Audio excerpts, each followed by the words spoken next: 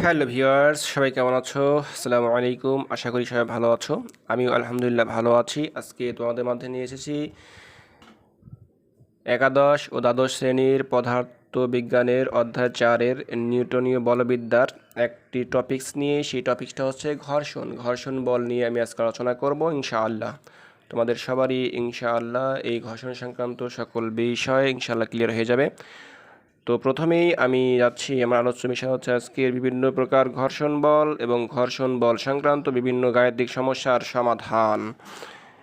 এবার আমি যাচ্ছি ক্লাস 9 এবং 10-এ রয়েছে ঘর্ষণ বল সংক্রান্ত কিছু টপিক সামথিং, কিন্তু আজকে আমি আলোচনা করব সম্পূর্ণটাই এবং কিছু ম্যাথমেটিক্যাল প্রবলেম এর সলভ করে দেব। প্রথমে যাচ্ছি ঘর্ষণ বল কি। আমরা জানি ঘর্ষণ হচ্ছে এক প্রকার বাধা। গতির বিরুদ্ধে বাধাকেই ঘর্ষণ বলা হয়। অর্থাৎ একটা বস্তু যখন অপর একটি বস্তুর উপর দিয়ে চলে বা চলার চেষ্টা করে, তখন বস্তুদ্বয়ের স্পর্শতলে গতির বিরুদ্ধে যে বাধা দেয় সেটা হচ্ছে ঘর্ষণ। অর্থাৎ প্রযুক্ত বলের বিরুদ্ধে যেটা কাজ করবে সেটা হচ্ছে ঘর্ষণ বল। ঘর্ষণ আসলে জেনারেলি 4টা ভাগে ভাগ করা যায়। এটা হচ্ছে স্থিতি ঘর্ষণ, এটা হচ্ছে গতীয় ঘর্ষণ, এবং একটা হচ্ছে আবর্ত ঘর্ষণ ও প্রবাহী ঘর্ষণ।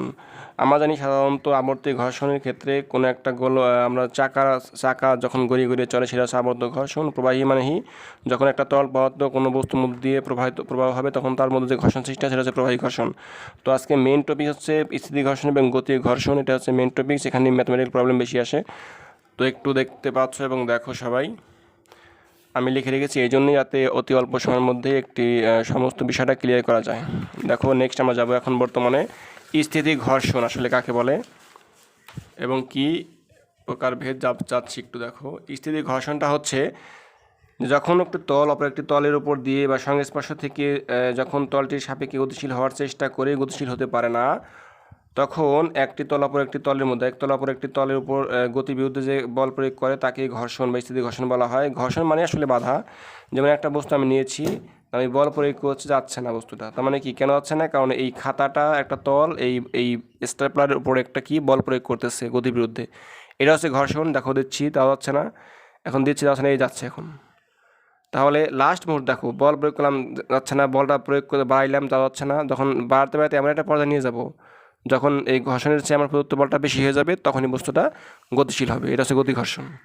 আর যতক্ষণ পর্যন্ত বস্তু অগ্রসর হবে না সেটা হচ্ছে অগ্রসর হওয়ার আগ পর্যন্ত এই প্রযুক্ত বলের বিরুদ্ধে যেটা বাধা দিচ্ছে সেটা হচ্ছে স্থিতি ঘর্ষণ। ওকে,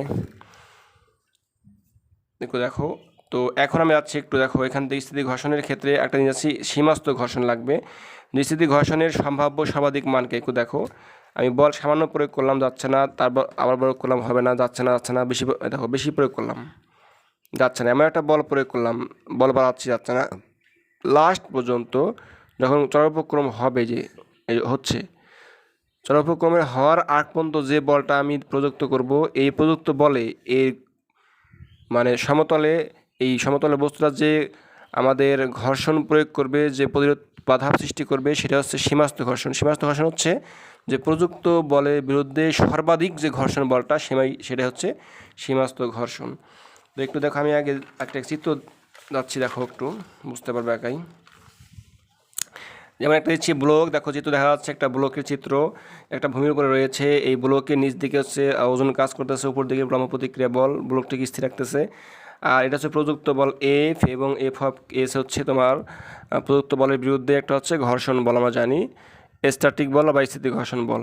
যতই বাড়বে এই বলটা, দেখো বল যখন বল প্রয়োগ করিনি, একটা ছক দিয়েছি, বুঝতে পারবো অবশ্যই। দেখো এখানে কোনটা কি, এফ কি, এফ অফ কে, এস কি, ডব্লিউ কি, সব দিয়েছি এখানে। তো আমরা একটা দিচ্ছি, দেখো প্রযুক্ত বল যখন জিরো হবে, প্রয়োগ করবো না, তখন এই ঘর্ষণ বলটা এফ অফ জিরো। তাহলে এই ঘর্ষণ বল অর্থাৎ ঘর্ষণ প্রযুক্ত বল থেকে ঘর্ষণ বল বাদ দিলে যেটা হবে সেটা হচ্ছে লব্ধি বল। এখানে আগাবে না, বস্তুর অগ্রসর হচ্ছে না, অর্থাৎ এখানেও জিরো। তাহলে ব্লকটির অবস্থায় স্থির। ক্রিয়াশীল ঘর্ষণের রূপ হচ্ছে ঘর্ষণের কোনো অস্তিত্ব থাকবে না, কারণ এখানে আমি কোনো বলই প্রয়োগ করিনি, এই জন্য এই ঘর্ষণের কোনো অস্তিত্ব নেই।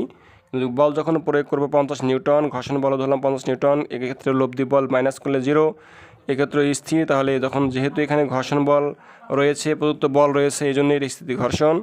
আর সাথে প্রযুক্ত বল বাড়াচ্ছি, দেখো বাড়াইতে বাড়াইতে দেখো 80 করলাম, এক্ষেত্রেও আগাচ্ছে না। তাহলে এখানেও আনুভূমিক লব্ধি বল জিরো, তাহলে বস্তু ঘর্ষণ অবস্থা হচ্ছে স্থির, এক্ষেত্রেও ক্রিয়াশীল স্থিতি ঘর্ষণ। আনুভূমিক বল প্রযুক্ত আর বাড়াচ্ছি, ঘর্ষণ বল বাড়তেছে, হাইয়েস্ট 100 হয়ে গেছে। দেখো এখানেও জিরো, কিন্তু এটা হচ্ছে লাস্ট সীমাস্থ ঘর্ষণ। কেন? কারণ আনুভূমিক বল বাড়াতে বাড়াতে এমন একটা পর্যায়ে নিয়ে আসবো যে পর্যায়ে সর্বাধিক ঘর্ষণ বল প্রযুক্ত হবে, তার চেয়ে ঘর্ষণ বল আর বৃদ্ধি হবে না। এই সর্বাধিক ঘর্ষণ বলটা হচ্ছে সীমাস্থ ঘর্ষণ। তো এক্ষেত্রে একটু বাড়াইলেই, এই প্রযুক্ত বল আর যদি একটু বাড়াই তাহলেই কিন্তু ঘর্ষণ বলের মানটা কমে যাবে, মানে কি বস্তুটা গতিশীল হওয়ার উপক্রম হবে। এইটাই হচ্ছে আমাদের জানি এই চলক ঘর্ষণ। দেখো 101 করেছি, এখানে কমে গেছে, কারণ যখন আমরা বস্তু গতিশীল হওয়ার চেষ্টা করবে বা হবে তখন তো অবশ্যই ঘর্ষণ বল কমে যাবে, কমে গেছে।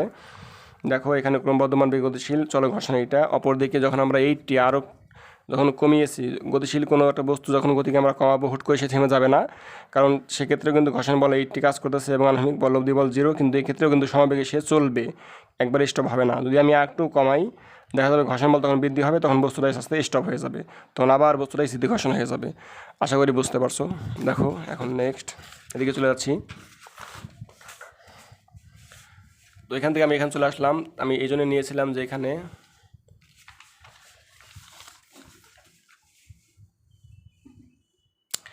এখন দেখো সীমাস্থ ঘর্ষণের স্থিতি ঘর্ষণ গুণাঙ্কের কথা আছে একটা, কাকে বলে যে দুটি বস্তু পরস্পরের সংস্পর্শ থাকলে স্থিতি ঘর্ষণের সীমাস্থ মান দেখাচ্ছি, এবং অবিলম্বিক প্রতিক্রিয়ার অনুপাতকে স্থিতি ঘর্ষণ গুণাঙ্ক বলা হয়, একে মিউ অফ এস দ্বারা প্রকাশ করা হয়। স্থিতি ঘর্ষণের সীমাস্থ মানকে এফ অফ এস এবং অবিলম্বিক প্রতিক্রিয়া বল যেটা বললাম আর হলে স্থিতি ঘর্ষণ গুণাঙ্ক এফ অফ এস, দেখো F of S by R. তো F of S by R, F of S হচ্ছে আমি দেখো সীমাস্থ মান যেটা বললাম আমরা, ঘর্ষণের সীমাস্থ মান যেটা হাইস্ট ঘর্ষণের মানটা এফ অফ এস, এবং আরটা হচ্ছে লম্ব প্রতিক্রিয়া বল, তার অনুপাতটা হচ্ছে ঘর্ষণ গুণাঙ্ক বা স্থিতি ঘর্ষণ গুণাঙ্ক মিউ অফ এস। এখন দেখো মিউ অফ এসে কিন্তু কোনো একক নাই, কারণ এখানেও ঘর্ষণ বল, এখানেও ঘর্ষণ বল, যদি দুইটার একক যদি নিউটন হয়, এন এন হয়, তাহলে ক্যান্সেল হলে ঘর্ষণের কোনো একক থাকবে না। তা আমরা জানি যে সকল বস্তুর একই জাতীয় দুইটা রাশির অনুপাত, দেখো যদি একই জাতীয় দুটো রাশির অনুপাত হয় তাহলে তার কোনো একক থাকবে না, এই জন্যই ঘর্ষণ গুণাঙ্কর কোনো একক থাকবে না। এখান থেকে এফ অফ এসের মানটা আমরা পাবো, তাহলে মিউ অফ এস গুণ আর, এটা মনে রাখবা, আমাদের লাগবে, এটা ইকুয়েশন বা সূত্র এটাও। এখানে মনে রাখবা এফ অফ এসের মান কিন্তু সর্বদা একের চেয়ে অবশ্যই কম হয়, কারণটা একের চেয়ে বেশি হলে কিন্তু সেটা স্থিতি ঘর্ষণ বা থাকবে না, সেটা গতি হয়ে যাবে।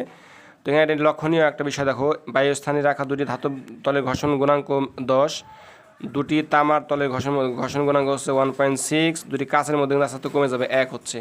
এটা দেখবা যে কাঁচের চেয়ে যদি আর কমে, এমনিতেই কাঁচটা সমতল, যে কাঁচের চেয়ে যদি আর কম হয়ে যায় তাহলে সেটা আর কি থাকবে না, সেটা ঘর্ষণ আর থাকবে না।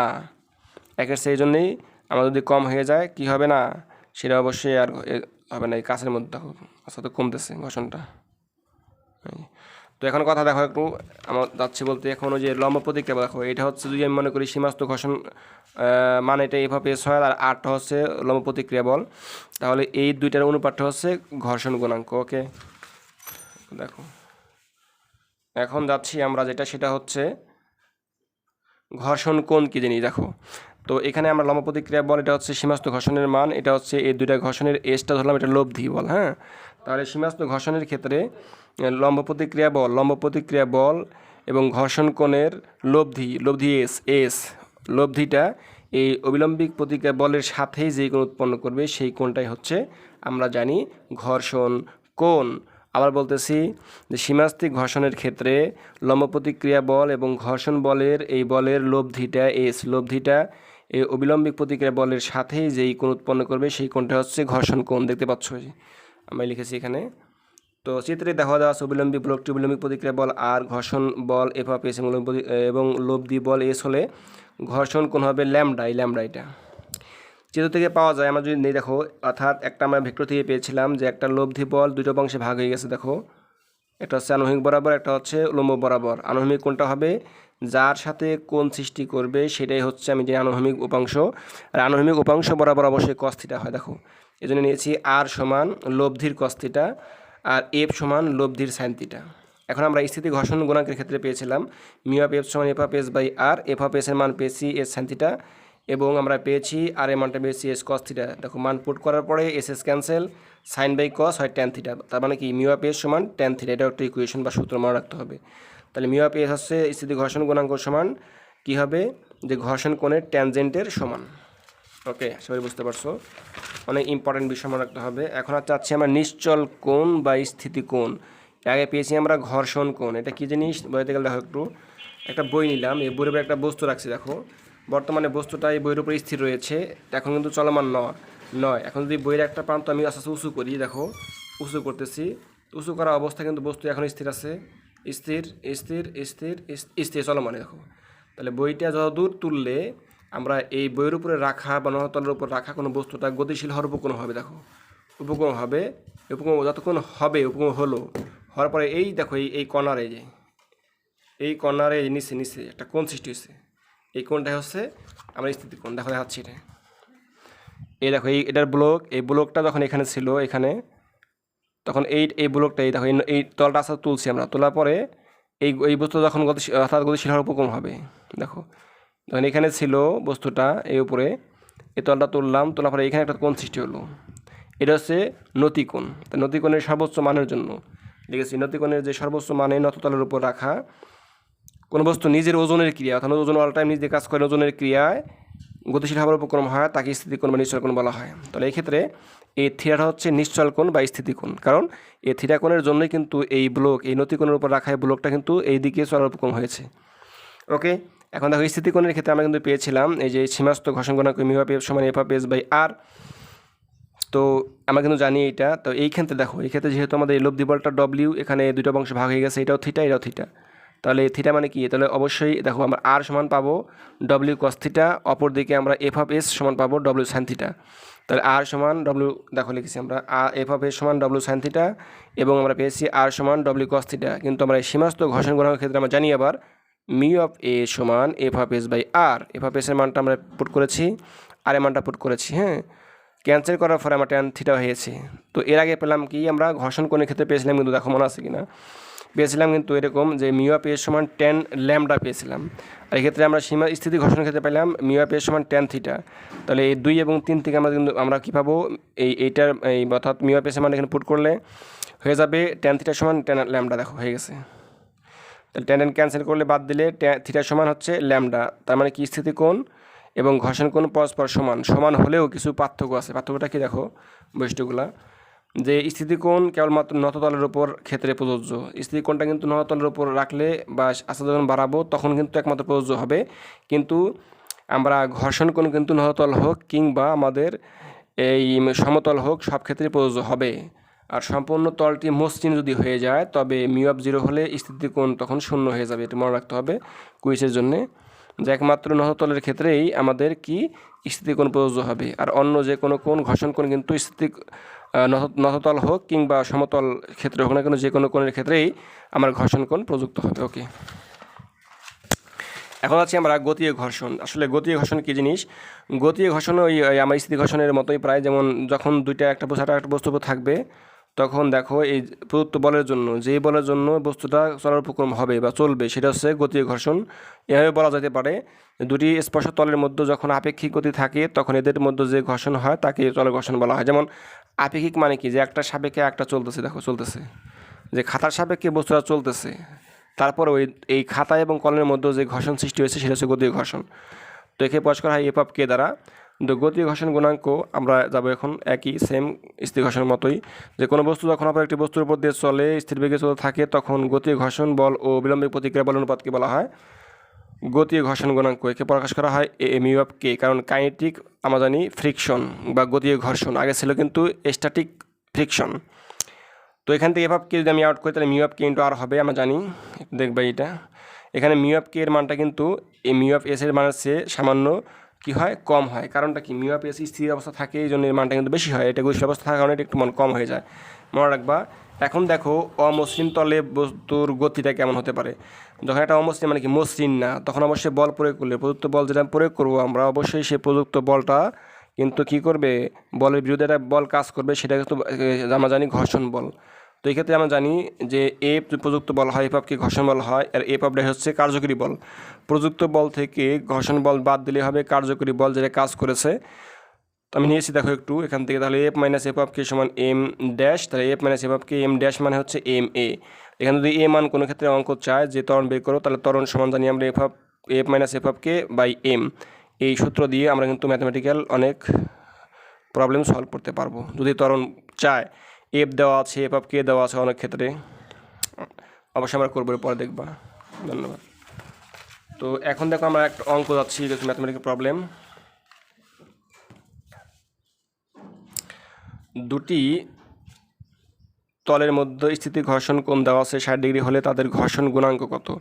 ঘর্ষণ গুণাঙ্ক মিউ অফ আমরা জানি এখানে এস হোয়াট, স্থিতি কোণ দেওয়া আছে 60 ডিগ্রি, আমরা কিন্তু জানি সূত্রটা মিউ অফ এস সমান 10 ল্যামডা, তাহলে এখানে 10 ল্যামডা মান 60 ডিগ্রি, তো 60 ডিগ্রি বসাই দিলে ক্যালকুলেশন করলে অবশ্যই 10 60 ডিগ্রি মান হচ্ছে √3, তাহলে আমরা ঘর্ষণ গুণাঙ্কের মান হচ্ছে √3। অনেক সিম্পল অঙ্ক দেখবা একটু, যে কোনো ম্যাথমেটিক্যাল প্রবলেমের জন্য আমার থিওরিগুলো মেইন থিওরি মুখস্থ থাকলে অবশ্যই যে কোনো প্রবলেম সলভ করা অত্যন্ত সহজ। নেক্সট একটা ম্যাথমেটিক্যাল প্রবলেম, 70 কেজি ভরের বাক্সকে 50 নিউটন আনুভূমিক বলে মেঝের উপর দিয়ে টানা হচ্ছে। দেখো উপর দিয়ে এরকম, ধরো আমি 70 কেজি এটাই টানতেছো, এত বলে টানা হচ্ছে, তখন বাক্স বা এটার উপরে দেখো চল, তখন বাক্স ও মেঝের মধ্যবর্তী ঘর্ষণ সহগ মানে ঘর্ষণ গুণাঙ্ক 0.50, বাক্সের ত্বরণ আমরা একটু আগে পাইলাম একটা সূত্র দিয়ে কিন্তু অঙ্কটা হয়ে যাবে। দেওয়া আছে কি নিয়েছি, এম দেওয়া আছে, এফ বল প্রযুক্ত বল দেওয়া আছে, মিউ অফ কে দেওয়া আছে, এ হোয়াট। তো আমরা জানি কিন্তু F minus F of K সমান এম এ, দেখো তাহলে এ সমান জানি আমরা F minus F of K by M. তো এখানে এফ দেওয়া আছে, এম দেওয়া আছে, বাট এফ অফ কে মান দেওয়া নাই। এফ অফ কে মানটা আমাকে আউট করতে হবে বা বের করতে হবে। কীভাবে বের করবো আমরা জানি, কিন্তু এখানে দেখো এখানে লিখেছি আমি যে আমরা জানি এফ অফ কে সমান মিউ অফ কে ইন্টু আর, আমরা কিন্তু জানি এটা। তো মিউ অফ কে দেওয়া আছে এখানে দেখো, এবং আর আমরা জানি কিন্তু আরটা মানে কিন্তু আমরা ওজন, দেখো আর মানে ডব্লিউ, আর ডব্লিউ মানে কিন্তু এমজি, এটা মনে রাখতে হবে। তাহলে এ আর মানে এমজি লিখেছি আমরা, এম দেওয়া আছে, জি দেওয়া আছে, এইটু ক্যালকুলেশন করে আমরা হয়েছে 343 নিউটন। এখান থেকে এফ অফ কে পাইলাম, তাহলে এফ মান এবং এফ অফ কে মান পুট করবা, এম এর মান পুট করে ক্যালকুলেশন করে দেখবে একটা মান পাবা, অতএব এটা হয়ে গেছে।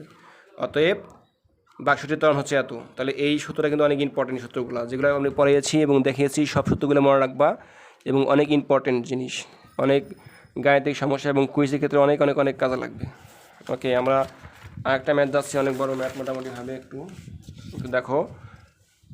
তো দেখো একটা ম্যাথ দেখতে পাচ্ছ, এখানে আনুভূমিক রেখার সাথে 30 ডিগ্রি কোণে আনত একটি নত তলের উপর 50 কেজি ভরে একটি কাঠের বাক্স রাখা আছে। কাঠ ও নত তলের ঘর্ষণ গুণাঙ্কের মান 0.3 হলে বাক্সটির উপর লব্ধি বল নির্ণয় করে। এখন দেখো এই একটা চিত্র দিচ্ছি আমি, ধরলাম এটা একটা নদতল, উপরে একটা বাক্স দেওয়া আছে, তো সবই দেওয়া আছে, আমাদের লম্ব প্রতিক্রিয়া বল জানি আর, ওজন জানি ডব্লিউ, এটা কস থিটা সাইন থিটা সব জানি, এভাবে এস দেওয়া আছে।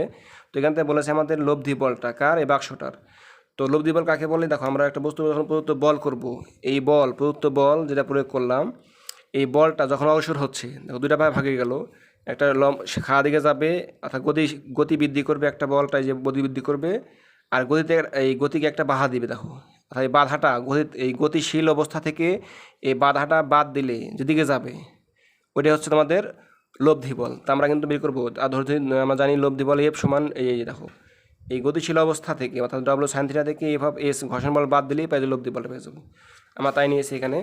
তো আমরা ডব্লিউ সাইন থিটা, দেখো ডব্লিউ মানটা আমরা কিন্তু এখানে দেখো এই এমজি আমরা জানি, ডব্লিউ সমান আমরা কিন্তু এমজি জানি, আমরা পুট করে দিচ্ছি একটু যে এমজি, তো সাইন থিটা, থিটা মান দেওয়া আছে মাইনাস এফ অফ কে মানে কি, তো এফ অফ কে অথবা এফ অফ এস কিন্তু আমরা জানি, এখানে এফ অফ এসের মান দেওয়া আছে, এটা এস নিয়ে স্থিতি ঘর্ষণ। দেখো আমরা আবার এফ অফ এস এখানে আমরা জানি যে আমরা জানি এফ অফ এস সমান মিউ অফ এস গুণন আমরা আর জানি। দেখো তো আমাদের মিউ অফ এস মান দেওয়া আছে 0.3, তো এখানে আর সমান আমরা পাবো কি যাবো জানো, এম। দেখো এখানে আমরা জানি এইখানে দেখো এই আর সমান আমরা পাবো আবার এই যে দেখো ডব্লিউ কস থিটা কিংবা এম কস থিটা, নিতে পারো ডব্লিউ এই যে কস থিটা এখানে। তাহলে এখানে ডব্লিউটা আবার কীভাবে এখানে দেখো একটু আমি লিখতেছি, এখানে ভালো করে লিখতেছি এখানে দেখো, তাহলে আমাদের 0.3 গুণন ডব্লিউ মানে এমজি, তাহলে এমজি এই কস থিটা, তাহলে কী পাইলাম, তাহলে এমজি দেখো sine theta minus F of S মান কী পেয়েছি, দেখো 0.3 এমজি কস থিটা, দেখো এই মানটা কিন্তু আমরা পেয়েছি। ওকে,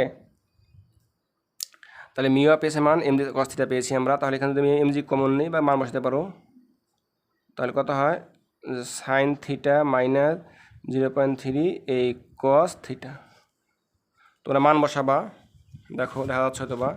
তো এম এর মান কত দেওয়া আছে, মনে করো 50 ইন্টু 9.8, আমরা সাইন 30 ডিগ্রি হয়তো দেওয়া আছে কোনটা, মানে হাফ বিয়োগ 0.3 যে কস 30 ডিগ্রি, সবগুলো ক্যালকুলেশন করবা, এগুলো সবগুলো করে দেখবে একটা মান এসে, অবশ্যই মানটা চলে আসবে হয়তো 117.3 নিউটন।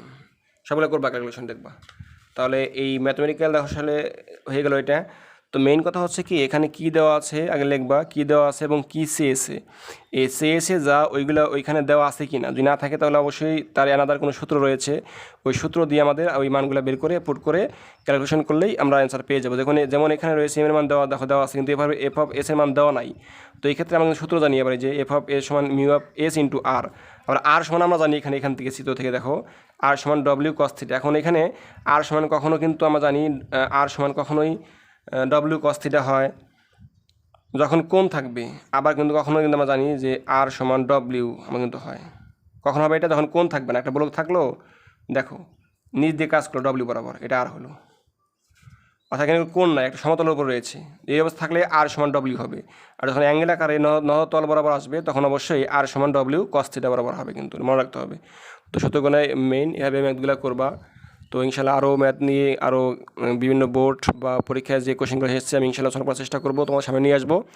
তোমরা ইনশাল্লাহ আমার সাথে থাকবে এবং ফলো করবে, আমার ভিডিওগুলো শেয়ার করবে। অনেক ভালো থাকো, সুস্থ থাকো, এই কামনাই। আল্লাহ হাফেজ।